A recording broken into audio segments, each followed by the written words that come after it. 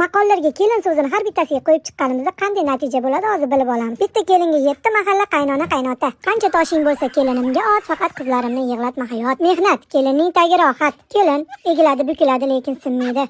Kelindan kelsa oylik, turmush bo'lar chiroyli. Kelinning og'zi yesa ham qon, yemasa ham qon. Kelin semirsa erini tepar. O'zbekning kelini bo'lguncha o'risning kuchiga bo'l.